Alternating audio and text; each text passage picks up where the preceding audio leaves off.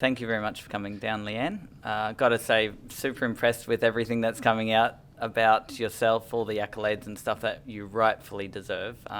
So what was the first one we saw this week was ranked... The top 20 most influential women founders in the world. Yeah, so awesome for that. Congrats. That's awesome. Amazing.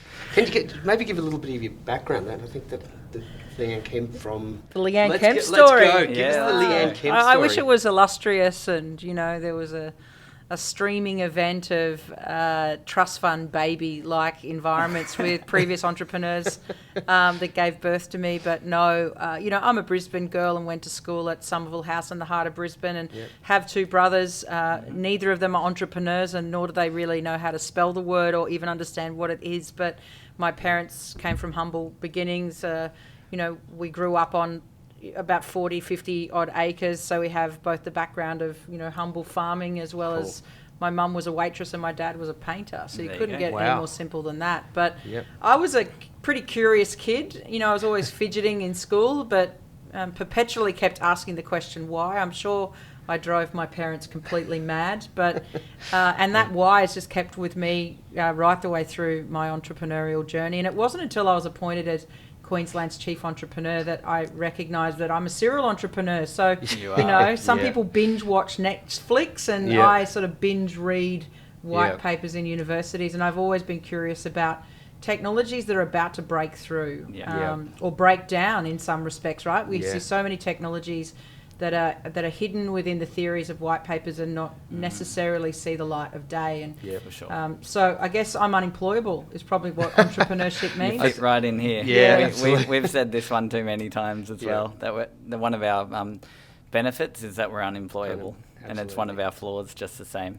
No, I don't think it's a flaw. It's not a flaw. So I think it's a good thing. No, I think it's great. I think to be a really great entrepreneur, you have to be both selfish and selfless within the same action point, right? You're asking so much of everyone around you that you become selfish in this, complete fixation on a vision or solving for a certain problem, but yet you're selfless because you're putting yourself out there, and often entrepreneurs are the last to be fed, the last ones to fall asleep, 2-minute the noodles first for ones 3 to years. wake up. Red Bull, as you just said to me.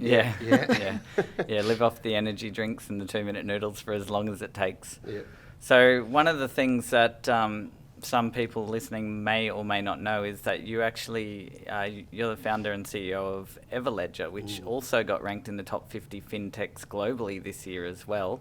So it's not just on the individual sense, it's the business front as well. And I think that lines up perfectly with your entrepreneurial journey. But you've been also put in the seat of Chief Entrepreneur of Queensland Government for it's coming up 3 years now, is that right? It's 2 and a little bit years. And so I'll probably hang my boots on the 31st of December, end the year that Happy was. New Year. Happy New Year. I'm out. Exactly right. Thanks for the memories.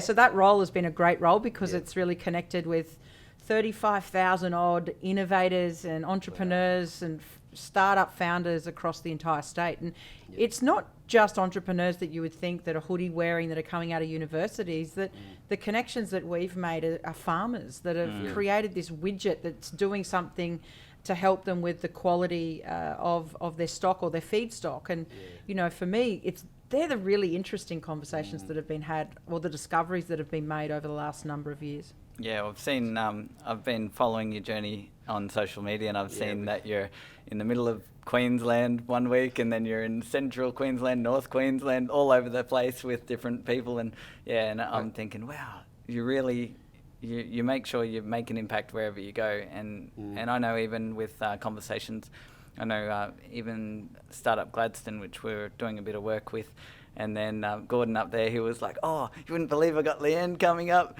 And he was super excited. And then there was the social media side of that. And also now they're implementing some pretty cool stuff up there too. Well, last year we had the freedom to fly and drive and scooter and boat around the world and even Queensland. So last year was about 71,000 kilometres in Queensland. Wow. And that's 3 times around the globe to be able to just run across this incredible state, But it's such a vast land, and that tyranny of distance gives us a huge set of complexities, but it also gives us a big opportunity to do things differently. And being from the blockchain environment, you know, having distributed ledger technologies, a distributed team, it just seems to be always the way upon which we work and thought. But COVID presented a really interesting opportunity because all of a sudden now everyone's grappling towards how they actually imagine an entire new world, yet everyone who's been in the blockchain space has been operating like that. That's our normal. Yeah. So we woke up and went, why is everyone talking about this? It's not Yeah, that this is what we exciting. do. This is what we've been doing every day. Yeah, well, we've got the same thing where our team is spread across the country, or even actually around the world at the moment. Yeah, so same thing. So I'd love to know a bit more about how EverLedger uses blockchain because from all of my reading and understanding of what EverLedger is doing is pretty spectacular and had some pretty high tech systems involved there. And if you can unpack, just for the layman, let's say, including myself, let's put me in that category, of how does blockchain get utilized in that situation? Where's the value derived from it?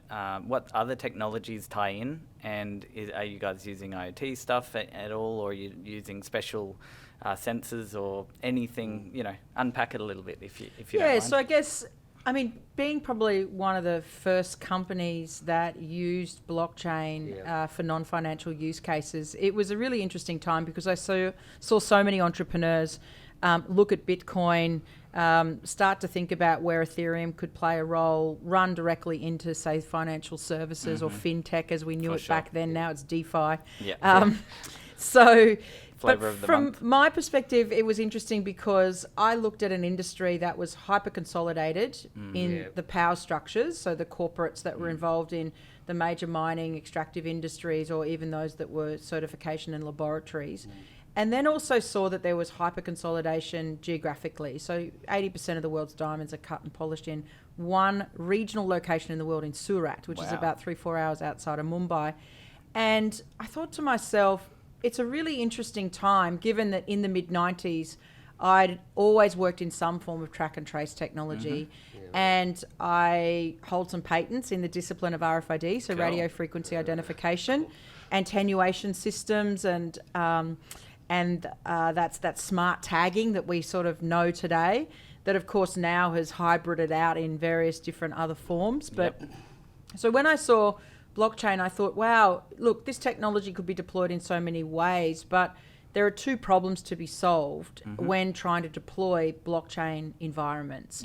And one is, how do you enable an environment where consensus in the human formation was somewhat aligned, but how do you bring the digital tooling in alignment to that consensus formation? And we were fortunate enough in the diamond industry in 2003 that the United Nations created the Kimberley process, which is a 3-step validation system, and it drives across 81 countries in the world. So they have spent the best part of the last 15 years working out how they can all agree to agree or all agree to disagree. So there was already a sense of consensus ruling, but the industry at large was driven by literally a gentleman's handshake, a chit of paper, and a promise to pay, like a whole bunch of IOU widgets and gadgets that were running around industry. So when I look at the diamond industry, there were propositions and problems that were really at the forefront of why EverLedger began, and also why we chose diamonds to begin with.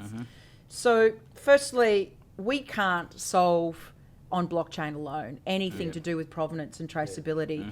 It has to bring together a symphony of technologies, whether it be the object identity itself. And from a diamond perspective, we were yet again so fortunate because diamonds are unique by their very nature. They have a puff, which is a physical unclonable feature. That's not something that I've turned. In fact, a puff has been around for quite some time. The semiconductor industry used it for generations. So when we looked at diamonds, we thought, wow, we can get the unique identity of that diamond, and we can capture it digitally. How do we not just only capture it digitally, but we don't want it to be the sole validation point of the person to say this is the diamond? How do we get cross-validation across an industry? So EverLedger, I guess, has moved from a point where we can capture the identity of diamond, create that digital twin, and enable each of the validation points across the industry to either contribute data or use data in such a way that provides for transparency and de-risks the supply chain. So winding on now, I guess we have a pretty prominent footprint globally in the diamond industry, and we've been able to prove that blockchain provides value, and value in various different ways. One way is the consumers want to know where the diamonds come from. We can identify the origin of the stone, and if there's a trusted story along that pathway, consumers are willing to pay more. And we know that. In certain markets in the world, they will. And so we became a bit of a zero-sum game in terms of the cost, because the paper systems that were in place were archaic. There were heaps of issues around validation and fraud. And there was no way to really purpose up the story of the diamond. And we know that the industry or the consumers are willing to pay between sort of 8 to 10% of the value of the item itself. So it's a good value proposition that we've managed to put together. The second part, of course, is then to look into the next positioning. It was one of the first customers that we brought onto the system, which was the Singapore Diamond Investment Exchange. Now, when we think about the future of the world, there's lots of futures, the future of green, but there's no futures for diamonds. There's no ETFs. There's no market for that. But when we think about investment within diamonds, diamonds themselves have outperformed silver and platinum and gold, these typical investment vehicles. So we know that the work that we began a number of years ago in not just only starting with the identity of the diamond, enabling that item to be registered, and also that item to have some fractional ownership so that it can become investable.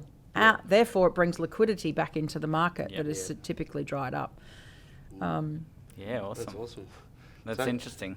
So 2015 start, you were like a long way ahead of the curve. Like, I mean, people were just still people had maybe heard of Bitcoin back then, and you were already like so far ahead of everyone as far as it's kind of like that whole living in the future. It's one of our values in EverLedger is bring the future forward. I mean, it's a big value for us. Pack light, work right is another one of our values. But I guess when I think about my experience from when I left school in 1990, I've had deep experience in big data, in touching on parts of artificial intelligence and machine vision, then of course in RFID and track and trace technologies. Really, the only thing that was missing was some form of data store of trust, and therefore blockchain came into the forefront. And you combine all of those previous experiences together is actually the tech stack for EverLedger. So we do deploy NFC technology and RFID. We do have the connections back in to the scanning and the machines that capture those identity points. So it's not just about someone entering data. It's a fine balance between man and machine that gets connected onto our blockchain. And then, of course, we have blockchain, and then, of course, our AI layer, which in some respects is driven out, which is pretty much the exciting part of the world. I think the future of the world is that the voice is the new UI, right? That's going to be the user interface for the world, is speak to it and it will tell you. Cool.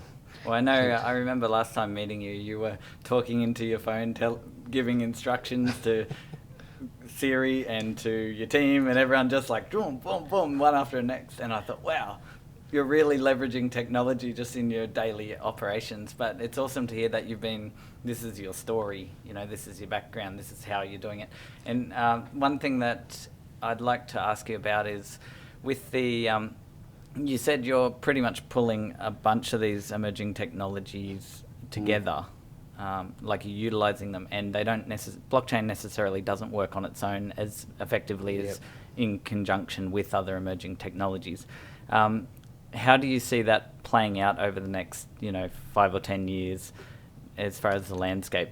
Do you feel that it'll kind of, and I don't want to put words in your mouth, but do you feel that blockchain will play an integral part in being like the fabrication that stitches things together when we're talking machine-to-machine communication and whatnot? I would hope we're not talking about blockchain in the next 5 years, let alone within the next 10, because I think the power of blockchain resides in protocols and platforms. And so if the protocols can be completely embedded and wedded across the web through W3C initiatives, then you do have a platform of connectivity that is trustful and trustless, right? So I think that's an environment that we all should be striving towards. So how can, even from a perspective of EverLedger, the work that we show to the world is really our application layer, but there's so much more that happens at the very core of protocol enablement that will enable EverLedger to live within applications or platforms like Slack. We're already embedded within JD.com, which is a huge platform in China.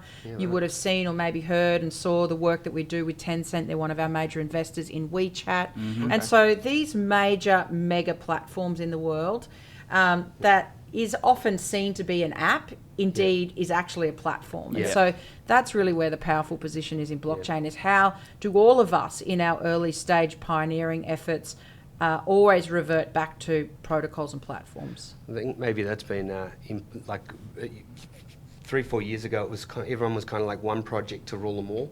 And I think that's that whole interoperability thing now that's starting to become where everything starts working together. Starting to work together, and actually, that's really what you're talking about. Yeah, I mean, I do think that there are sort of layers to that conversation around interoperability. I mean, we can gain already access to interoperable data exchanges through API connectivity or other ways that you can use secured channeling on data sharing, but there's a lot of work to be done at the very core of Hyperledger or Ethereum and even Bitcoin to enable that to truly be interoperable, which is why 100%. I kept going back to, we've got to ensure that the pioneers of this industry, the custodians pretty much, that they're constantly really forging ahead with not applications but with protocols. Well, absolutely. You probably know a bit about this story anyway because we've talked before, but we've got our third course, our third qualification is relating to machine learning and AI in a blockchain ecosystem, and that's really about tying things together in the emerging tech. It's on the applied side. Yeah, this is all applied again. Where, as you know, we don't step into the technical roles. We're more, let's get the people to understand the business concepts here and apply it and look at the landscape that exists. So it's cool to have a well-established example that you've created, you and your team, and to we literally will use EverLedger, and we do use EverLedger as an example or a case study to learn from. So it's fantastic, it's really exciting. Yeah, I mean, I'm looking forward to working closer with you guys because certainly the case study or the user case stories around diamonds are well known globally, but there's so much more that we've done over the course of the last couple of years.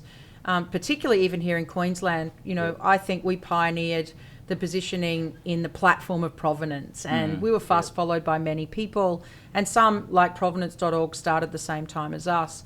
But when we look towards the future, we also see these big industrial concepts around circular economy. And so how do we get identifiable waste? So how do we bring together machine vision capability and look at that and enable that to be linked into the blockchain? And a lot of that work has already been completed by EverLedger. It's just not in the public domain. So in the traceability of tyres and rubber, in plastics, that's sitting across even Indigenous communities in Queensland. So it's pretty excited when you're starting to then measure the impact that blockchain traceability can have on the world. So if we can say that there's 25,000 tonnes of plastic rediverted out of landfill and no longer clogging up our rivers or causing concerns for turtles in the ocean, but we've managed to repurpose that material into construction grade stepping stones or what have you, then great, that's awesome. We can live on. Absolutely. Yeah, it's interesting. We were with TAFE Queensland the other day, and we're having a discussion about they're putting a new facility down the road in Robina, and it sounds like it's going to be a monumental one. It's all about sustainability and sustainable projects, which that might be something that fits right in. And for us also, because we were talking about, oh my goodness, you can't imagine how many good applications for blockchain for tracking and tracing in circular economies. And I was using an example from the guys that we're working with in Sweden, where they've got a similar thing by the sounds of it to you, where they're tracking recyclables and waste with IoT scanners, basically barcode scanning. So you scan your items in and you scan them when you put them in the trash or the recycle bin, and it rewards people for their behaviours and encourages behavioural change to minimise waste.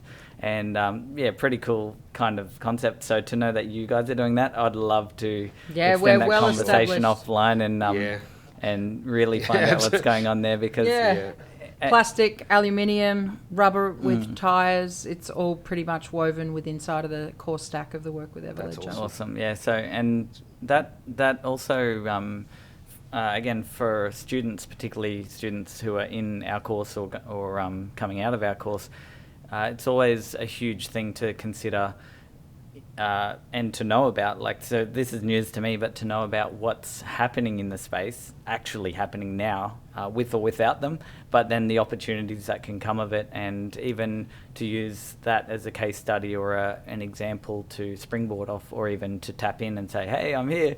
I'm keen to work with you guys. This is exactly what I want to do. Yeah. So, I mean, one big project we actually won with the government in the United States, the Department of Energy, is in the traceability and the battery passports for electric vehicles. Wow. And also portable batteries.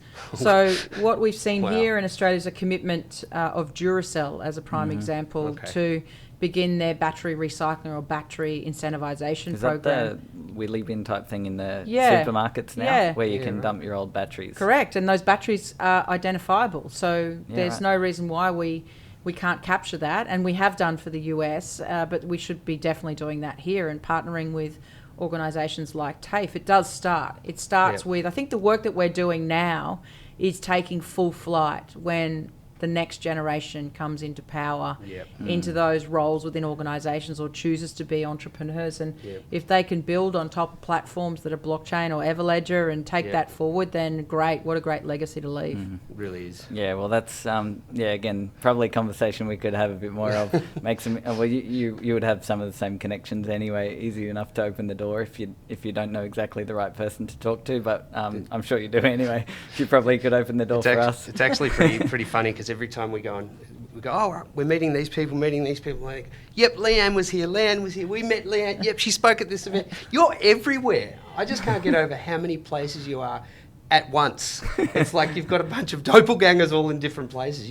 It's like omnipresent. It's unbelievable. It's Like, amazing it what really is avatars, next level. digital reach. Yeah. No, but on a more serious level, I think that there's 100 EverLegends in the world, which is Yeah. our staff, and I love the way you brand that. and I think as well, even within the Chief Entrepreneur's office, it's very clear that it's less about the single person and it's more about the systems movement that's created around this. Because I think if you pick up the phone to any EverLegend or even anyone in the Chief Entrepreneur's office, we're all very clear about why we're here. Yep. And we don't forget who our customer is. In the Chief Entrepreneur's office, it's entrepreneurs. It's people like you and me that are trying to get an idea off the ground or trying to scale it to become the next zebra or a unicorn. And same too with EverLedger, right? Everyone knows the reasons why we're here, that creation of value and the alignment of values.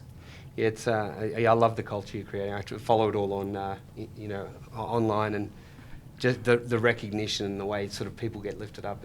It's a great culture you create. Yeah, I know. It really is. Any conversations I've had with your team has always been great. Every time I'm like, everything. For us, it's a good role model. As far as an entity to follow. And to replicate as much as we can that same sort of culture. I guess that stems always. It's probably the worst expression to use in this situation, but the fish rots from the head down, right? So if you've got a good head on your shoulders, then it's generally the rest of the organisation's going to run in the same mindset and structure. It's an interesting conversation about culture because there's so much work that goes into it. But I actually did a reflective view about 12 months ago with the entire team and said, look, what are our behaviours? Because that's ultimately really what culture is. And if we're not walking the talk and we're just talking it out, then it really is quite a shallow or a hollow sort of value. So we really went back over the top of it, and then we said, actually, the values aren't just about what we think and how we interact with each other. It's also what our customers think. Like, why do our customers choose us? What is it that gravitation pulls towards us? And by the way, why do our entire ever legendary team, why do they still get up at 10 o'clock at night and answer a phone call? Yeah. Time zone challenges is always one thing when you're in 6 countries Yeah. in the world like we are. And we operate in 6 countries, but we have customers in 20. Yeah, right. So it's a pretty big reach. It's a 24-hour So you just don't clock. sleep.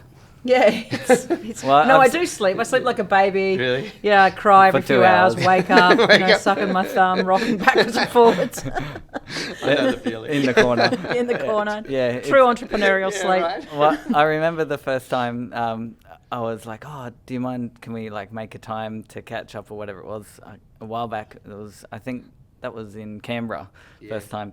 And he said, oh, let me just open my schedule. And it was literally solid for every Yeah. single day for the whole month. And I was like, holy smokes, I don't know anyone whose schedules is that tight. You're like, oh yeah, I can fit you in here. And I'm like, oh, wow, right, work ethic plus. Yeah. But like I was thinking, do you sleep? I think I even asked you, do you sleep? Like, how can you fit this much in? Yeah. And then to run the company across the country as well as running the chief entrepreneurial role is like, it's mind blowing for us. Yeah, I mean, I don't need to be spelling out every letter in every word in every sentence of the song Sure. that's Yeah. being sung, right? Yeah. So I Passing think, the delegating. I feel like I'm that awkward, weird triangle player in the back of the band that just gets to make that special ting now and then. It's great. I love Well, it. one of the things that we've learned is what we're not good at too. Yeah. So we rather than trying to improve on what we're not good at, is just to find someone who's really good at what we're not good at, and then just get them to do it. Yeah. Yeah. Allocate Yeah. the budget for all we need to do is make a bit more money Yeah. and pay someone who's good at it. Yeah. Right. So- We've learned. Delegation. Just Yeah, we've being learned able to the hard actually way. get out of the way sometimes. Yeah, and I know that's one of my shortfalls. Every now and then I'm like, oh, we need to get this done, and I'll start doing it. And 2 hours later, I'm like, I should not be doing this. I'm the wrong person for this. Or you'll ask me to do it, and I'll be like, nah. it's Nah, not- we gotta get this is- someone. this- It's like, all right. I'm going to waste a week on this, and someone will do it in 20 minutes. Yeah. Yeah, I mean, Yeah. definitely you can't grow unless you Yeah. bring together the right team or Yeah. teams of teams. Yeah, teams of teams. So one of the things as well, interestingly, is the growth of EverLedger itself has been pretty Spectacular. meteoric Yeah. in a sense. It's been quite like in the last few years to be on the up and up. What top, sort top of 50 was it this year or last year got ranked in the top 50 fintechs or something? Yeah, I Something think like- it was like there's a few different awards for various different reasons. It covers probably the full spectrum from Yeah. female founder and 2 times Innovator of the Year awards and a is number that of the one years you running. got this week as well? That was Outstanding Technology Award when And just another it one was on an the epic shelf, right? technology fail on the acceptance speech when the camera didn't work. camera- Well, that didn't was work. why there was the pictures, right? Where you were making a joke of, I'm getting an innovative tech award, and technology failed True. me. It did fail you, but what I managed to do was program the Google Home for the acceptance speech, so it was Yeah, pretty right. good actually in the end. But no one could Yeah. see it because the camera didn't work. So Oh, that's all okay. right. So you literally didn't even have to do it. You were leveraging technology to do that work. Yeah. Like you did it, but you didn't do it there. Yeah, I can play the acceptance speech. Do you want to hear it? Have you got it? Yeah, of course. Yeah. All right. Awesome. We definitely do. Should get So- see if we can bring it up.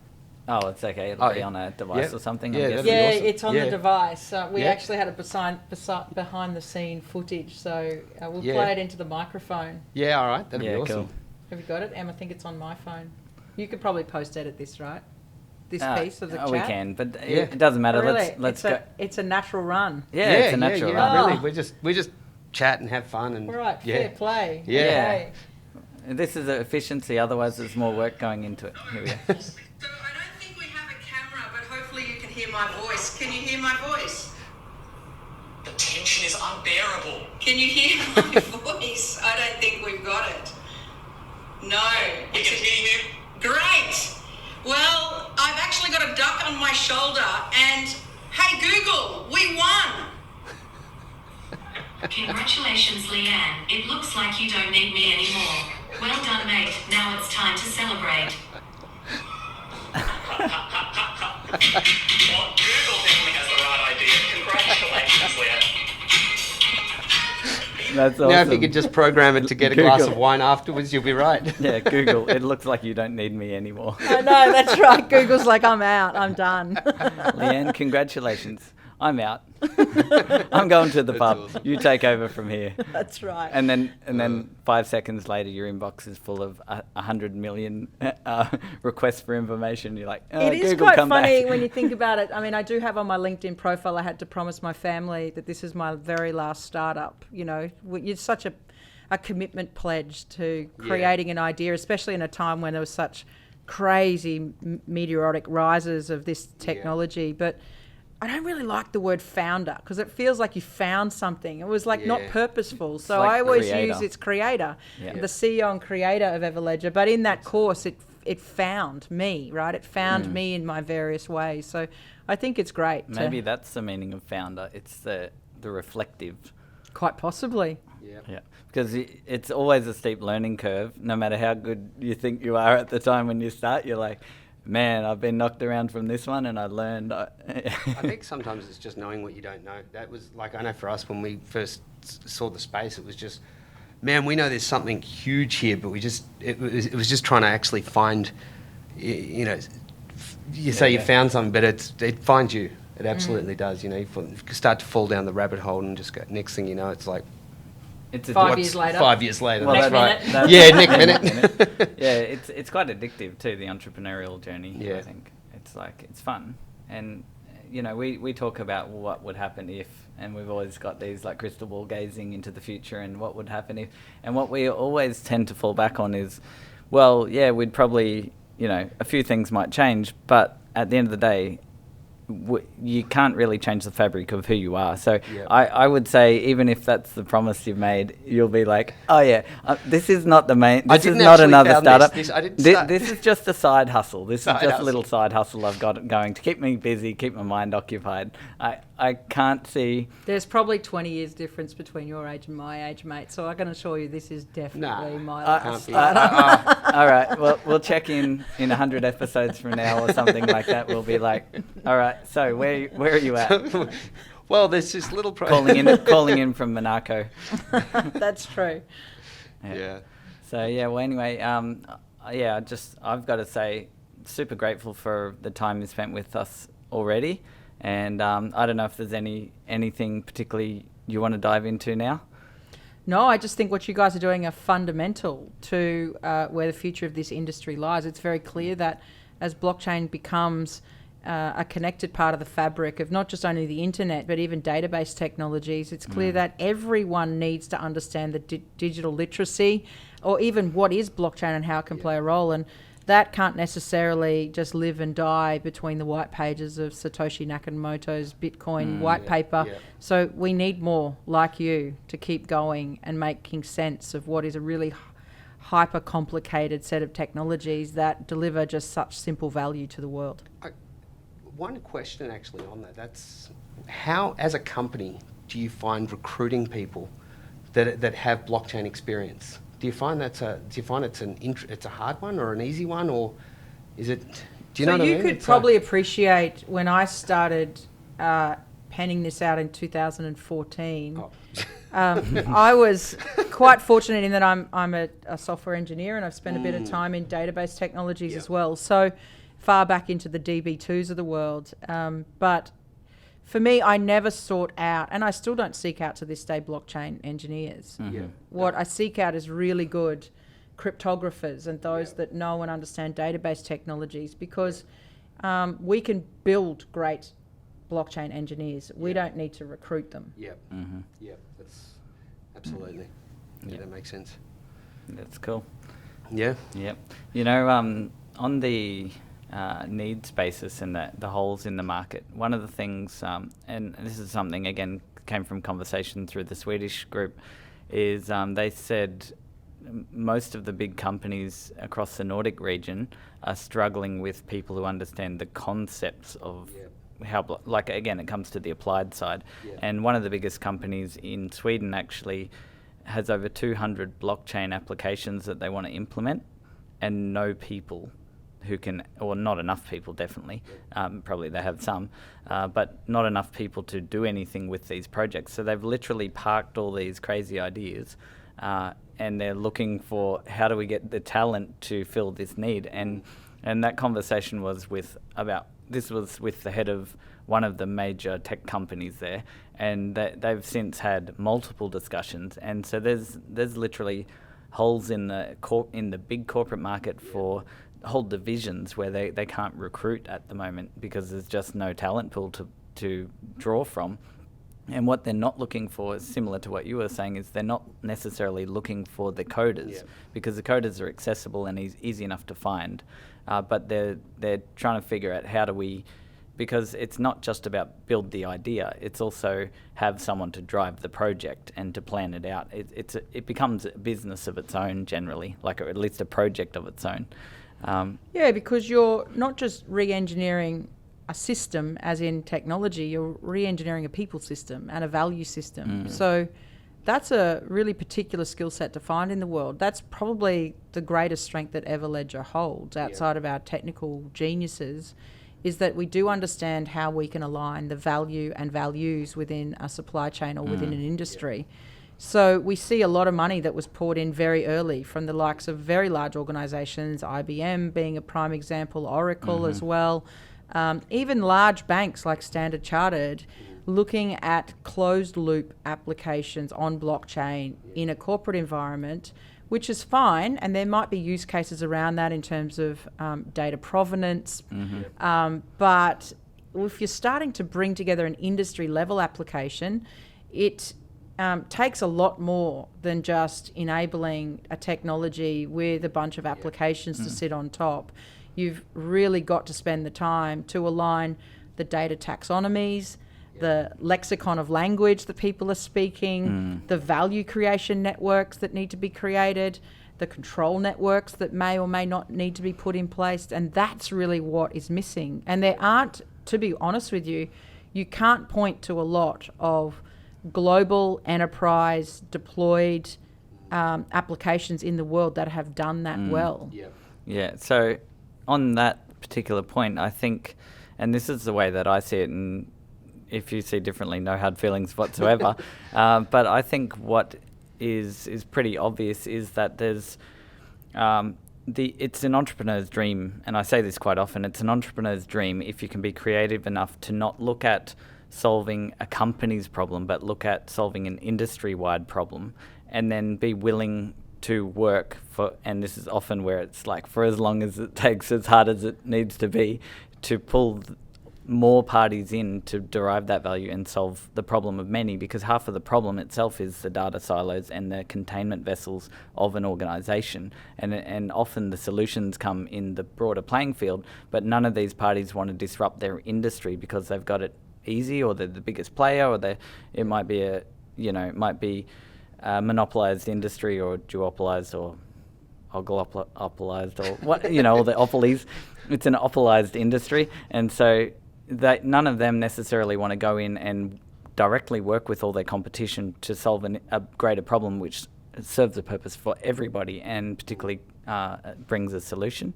And so that's my view on it anyway. I don't know how you think of that, but I just think... I think to a certain extent EverLedger was always bound to be successful, not because it was EverLedger, but because we met the industry at a future point in time where we knew a collision of the challenges within industry was going to collide with the rise of new and confining technologies. A lot of blockchain entrepreneurs and a lot of projects that were driven out of blockchain were, I'll push these customers towards that, or I'll bring them along the journey. Yes, we brought them along the journey because we embedded so much time and resources in education about what was blockchain, but we also spent, 5-6 solid months just reading 6 years of research papers of the diamond industry. We knew the challenges. We knew where they were going to collide and blow up. The most delightful surprise to us was COVID. Because they had to make the change towards some form of digitisation effort. I think COVID's really exposed a lot of vulnerabilities and compressed timeframes in a lot of ways. That's one of the, there's one of the other sides of the conversation is around COVID is that it has forced everyone to change the way that that things are done from a supply chain perspective. And Yeah, I mean, the fear of uncertainty drives certainty in some respects, right? Yeah. So Yeah. we love it. I think Yeah. entrepreneurs should have more pandemics and just not the deaths associated No, with no, it. Yeah, yeah. We'll just have like a dry run. No one needs to die here, but we're going to run a pandemic Give us scenario a so that we great, can have an give us a entrepreneurial great run. crisis. this is a trial. This is a Yeah. like the drills you used to have at school. You know, everyone run outside, get Yeah. stuff done. Well, I think that's comes back again to then the entrepreneurs in the grassroots levels, less of the corporates, are more nimble and more responsive to change, and that creates opportunity again. You know, like having a massive organisation with 100,000 employees would be extremely hard to pivot on a decision. Okay, lockdown. What the hell? Everyone was going to the office. Now no one can go. How do we deal with this? Then you're crisis managing, and an entrepreneur who's lighter in the let's call it the corporate scaffolding could definitely look at something and go, oh, okay, well we just go on we just Zoom it is. All right, I got to pay a subscription or whatever it might be, and that's the end of it. There's no collateral, but we've experienced quite a big efficiency gain even though we were geared completely for online from the beginning. We experienced the efficiency gain just in not having to drive to meet people. Yep. Just the simple fact of saving time. Yep. Just jump on the Zoom call, finish the conversation, jump off the Zoom call, not need to go anywhere, carry on with whatever needs to be done. And just on the time was like, wow, this is great. This is so even good. international business, right? Yeah. I mean, you've, Right. As much as we love traveling, Yeah. that's the part you miss. I don't love traveling. Too much of it. Well, I love traveling. Yeah. Yeah. It's definitely changed. I think it's changed some of the bureaucracy as well. Like sometimes it's like, yeah, we've got to have a meeting about a meeting about a meeting, and you can really change that. We love it. What are we meeting for? Send me the agenda. Okay. Yeah. Yeah. So good stuff. Well, conscious of time, I know you've got speeches to do and people to see and businesses to go and support. Hanging out with kidpreneurs today. Awesome. Fantastic. Kidpreneurs. That's Gonna be exciting. Brilliant. Oh wow, should have sent my sons along. Yep, and mine too. So again, thank you for joining us. Hopefully we get to do this again. At this point, I'll schedule you in for episode 104. Yeah, to make sure I don't have another startup. Yeah, well, or if you do, that at least it's just a side That's hustle. not saying we model. won't speak to you before then, but Yeah, fair enough. because, No, it was great. Thanks for having me on, everyone. Yeah, Thanks awesome. so much. Absolute legend. All Appreciate right, it. giddy up. Giddy up. All right.